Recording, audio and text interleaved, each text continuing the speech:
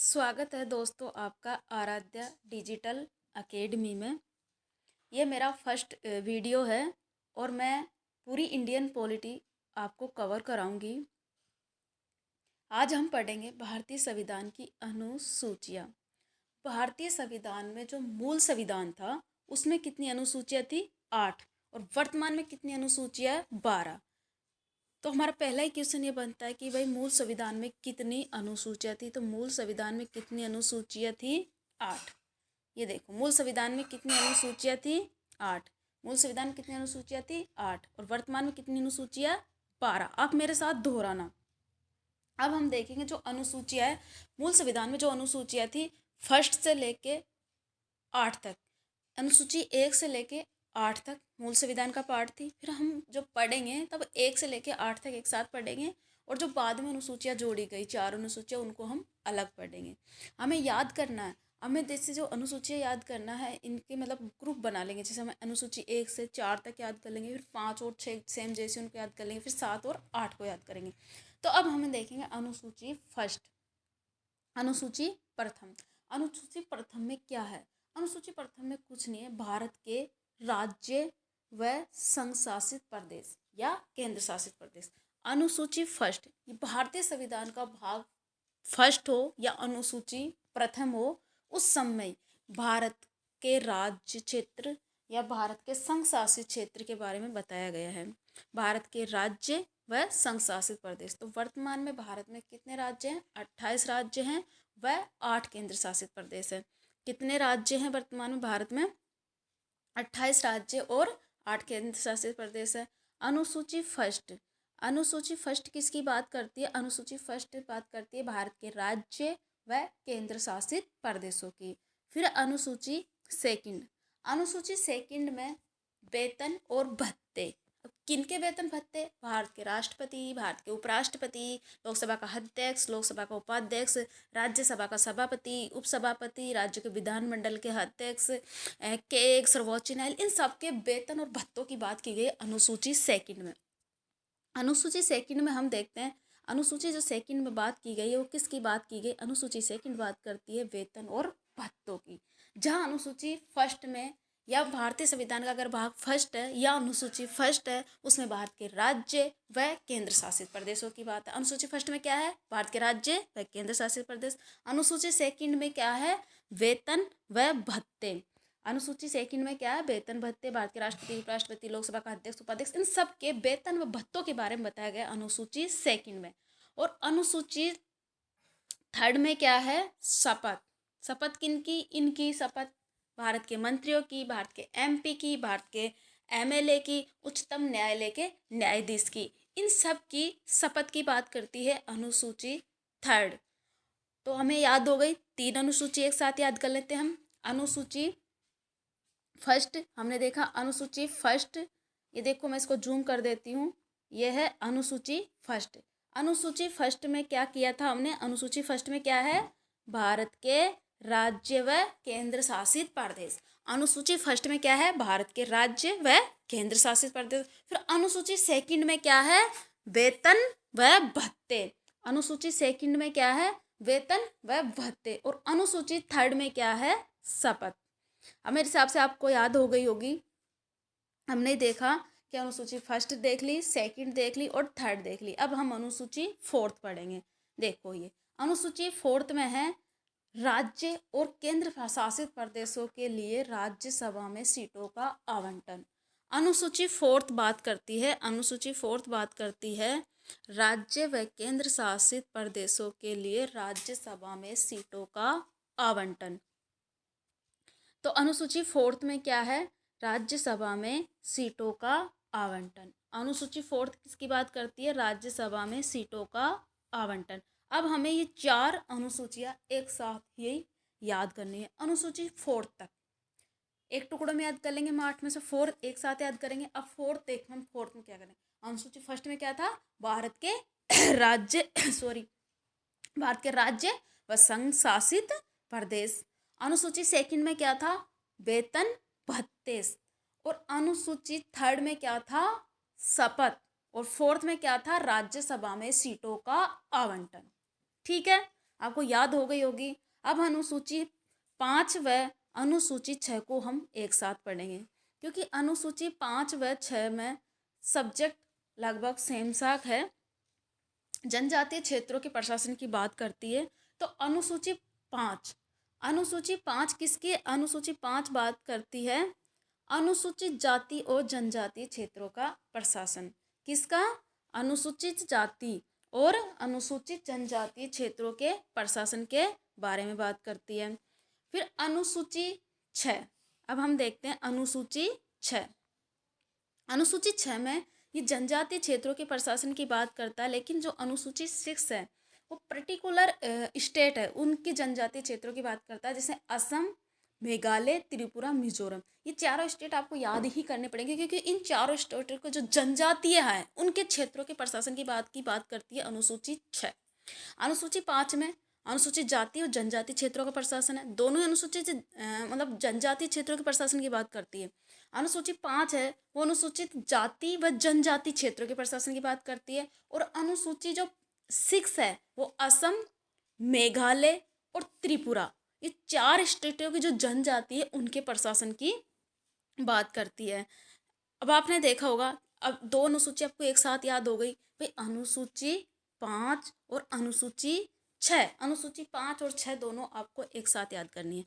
अनुसूची 5 में क्या है? अनुसूचित जाति व जनजाति क्षेत्रों का प्रशासन। और अनुसूची 6 में क्या है? असम, मेघालय, त्रिपुरा और मिजोरम। असम, मेघालय, त्रिपुरा और मिजोरम की जो जनजाति है उनका प्रशासन की बात करें। अब आपको 5 और 6 भी याद हो गई। 5 और 6 दोनों जनजाति से रिलेटेड है। अब अपन पढ़ेंगे 7। अब देखो, ये मैंने जूम कर दिया है अनुसूची 7 को। अब स से सूची याद कर लेना, स से सूची। तो 7वीं अनुसूची में क्या है? सूचियाँ, मतलब संघ सूची, राज्य सूची और समवर्ती सूची। क्या है इसमें? संघ सूची, राज्य सूची और समवर्ती सूची। अब संघ सूची क्या होती है? जो संघ सूची होती है उसमें कानून बनाने का जो राइट्स होता है वह केंद्र को होता है। राज्य सूची में कानून बनाने का अधिकार राज्य को होता है। समवर्ती सूची में केंद्र राज्य दोनों कानून बना सकते हैं।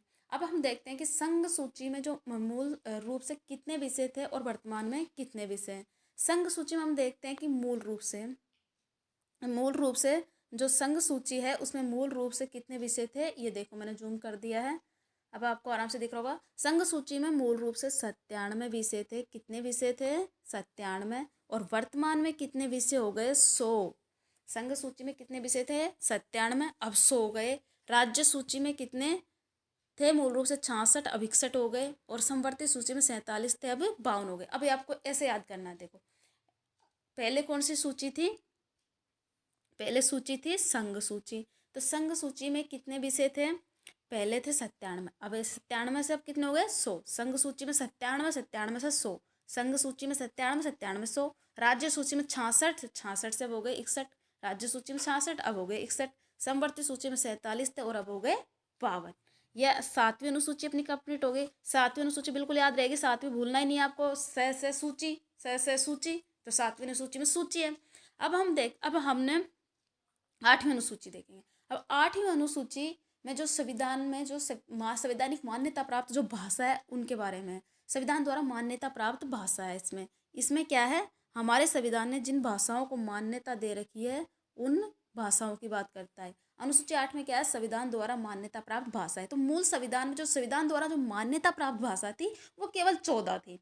अब जो वर्तमान में जो संविधान द्वारा मान्यता प्राप्त जो भाषा है कितनी? 22। अभी हम क्वेश्चन कहते हैं संविधान द्वारा मान्यता प्राप्त कितनी भाषा है, तो क्वेश्चन आएगा, आंसर आएगा 22। मूल रूप संविधान द्वारा मान्यता प्राप्त कितनी भाषाएं थी? तब कितनी भाषाएं थी? 14। तो 8वीं अनुसूची किससे रिलेटेड है? भाषा से रिलेटेड है। 8वीं अनुसूची किससे रिलेटेड है? भाषा से रिलेटेड है। अब हम एक बार और देख लेंगे, एक बार और मेरे साथ दोहराना, क्योंकि अपन ने 1 से लेकर 8 तक जो मूल संविधान में जो 8 अनुसूची थी उनको हमने पढ़ लिया। अनुसूची फर्स्ट मेरे साथ एक बार दोहराओ। अनुसूची फर्स्ट में क्या था? संघ व उसका राज्य क्षेत्र। अनुसूची सेकंड में वेतन भत्ते। अनुसूची थर्ड में क्या था? शपथ। अनुसूची 4th में राज्यसभा में सीटों का आवंटन 5 और 6 जनजाति क्षेत्रों से थी। 5 में अनुसूचित जनजाति क्षेत्रों का प्रशासन था और 6 में क्या थी, असम, मेघालय, त्रिपुरा और मिजोरम की जनजातीय क्षेत्रों का प्रशासन था। 7 से हमने देखा था 7 से सूची, तो उसमें 3 सूचियों में विषयों का बंटवारा था और 8 में भाषा, संविधान द्वारा मान्यता प्राप्त भाषा। अब हम बाद में जो जोड़ी गई थी, जो अनुसूची 9th और 10th 11th और 12th जो अनुसूची बाद में जोड़ी गई थी, इनको हम एक साथ करेंगे क्योंकि इन्हें संविधान संशोधन करके बाद में जोड़ा गया था, ये मूल संविधान का पार्ट नहीं थी। अब हम इनमें से 3 तरीके की चीज़ें देखेंगे भाई कि अनुसूची फर्स्ट जो 9th अनुसूची थी उसका विषय क्या था और कौन से संविधान संशोधन के तहत और कब ये जोड़ी गई। ठीक है, 9th अनुसूची थी, जो 9वीं अनुसूची थी, वो भूमि सुधार से रिलेटेड है। इसका विषय क्या है, भूमि सुधार से रिलेटेड है। और ये कब जोड़ी गई थी, ये जोड़ी गई थी प्रथम संविधान संशोधन जो 1951 में हुआ था। अनुसूची 9th किससे रिलेटेड है, ये भूमि सुधार से रिलेटेड है। कौन से रिलेटेड है, भूमि सुधार से। और प्रथम संविधान संशोधन 1951 के द्वारा ये जोड़ी गई थी। 9वीं अनुसूची हो गई हमारी। अब 10वीं अनुसूची, देखो मैंने आपको चून कर दिया, ये 10वीं अनुसूची। 10वीं अनुसूची किससे रिलेटेड है, तो देखो 10वीं अनुसूची, ये 10वीं अनुसूची, ये 10वीं अनुसूची रिलेटेड है दल बदल से। 10वीं अनुसूची दल बदल से कब जोड़ा गया, इसे जोड़ा गया 52वें संविधान संशोधन 1985 के द्वारा। तो 9वीं अनुसूची हो गई हमारी, 10वीं हो गई। 9वीं अनुसूची भूमि सुधार से रिलेटेड प्रथम संविधान संशोधन, 10वीं अनुसूची दल बदल 52वें संविधान, और 11वीं अनुसूची वो जो है वो 73वां संविधान संशोधन के द्वारा, और 12वीं 74वें संविधान। पहले हम जैसे संविधान संशोधन याद कर लेते हैं, हम याद करते थे मेरे साथ दोहरा, 9वीं 10वीं 11वीं और 12वीं। तो 9वीं अनुसूची कौन से संविधान संशोधन के तौर जोड़ी गई थी, प्रथम संविधान संशोधन के तहत। 10वीं अनुसूची कौन से संविधान, 52वें संविधान संशोधन के तहत। 11वीं 73वें संविधान संशोधन और 12वीं 74वें संविधान। अब इसके हम विषय पे आते हैं। 9वीं अनुसूची का जो विषय था वो किससे रिलेटेड थी, 9वीं अनुसूची थी भूमि सुधार से। 9वीं अनुसूची भूमि सुधार से, 10वीं अनुसूची दल बदल से, और 11वीं अनुसूची पंचायती राज से, और 12वीं अनुसूची नगर पालिका से। बिल्कुल मेरे हिसाब से याद हो गया होगा आपकी। 9वीं अनुसूची थी वो भूमि सुधार से थी, 10वीं अनुसूची दल बदल से थी, और 11वीं अनुसूची पंचायती राज से, और 12वीं अनुसूची नगर पालिकाओं से।